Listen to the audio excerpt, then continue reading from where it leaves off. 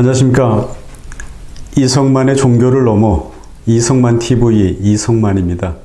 저는 창조주 하나님은 만물보다 먼저 계시고 그 안에 우리와 만물이 함께 서 있음을 공신지와 믿고 따르는 그리스도인입니다. 그분이 생명을 지으실 때 그분 자신의 성품과 조화를 이루어야만 제대로 돌아가도록 하셨습니다.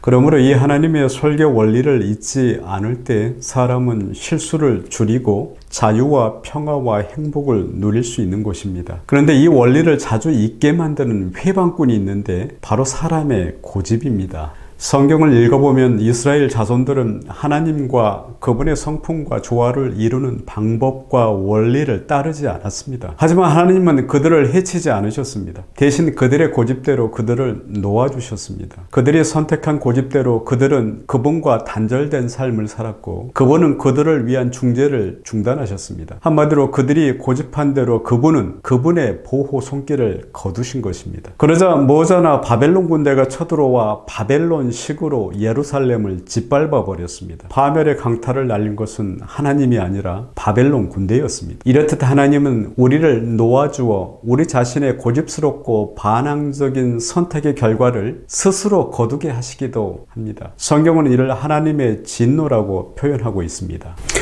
하나님의 진리, 즉 그분의 속성과 뜻에 대한 진리를 거부하면 그 결과로 생각이 허망해지고 우상을 숭배하고 하나님 지으신 본연의 성이 변질이 되고 관계와 도덕이 무너집니다. 인간 실존의 악한 타락은 인간이 선택한 결과이긴 하지만 궁극적으로 하나님의 형벌로 이해되어야 합니다. 그 형벌은 우리가 자유의지로 자초한 것입니다.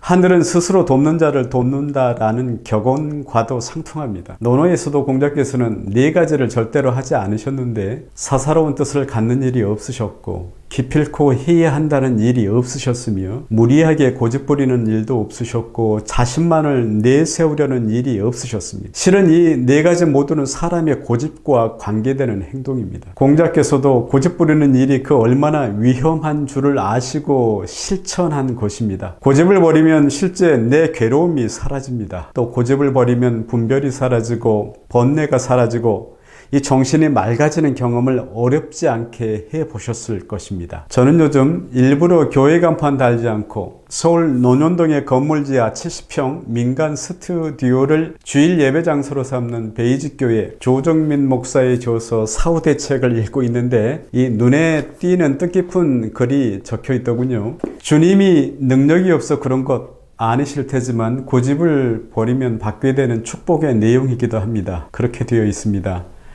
주님은 좁은 길 넓게 만들어 주시지 않습니다. 좁은 길을 곱게 하실 뿐입니다. 마찬가지로 주님은 우리 앞에 놓인 고난을 없애 주시지는 않습니다. 다만 우리가 두려움에 떨지 않고 평안을 누릴 수 있도록 해 주실 뿐입니다. 라고 말입니다. 인생의 저녁 무렵에 이르러 우리는 하나님의 사랑에 근거하여 심판을 받을 것입니다.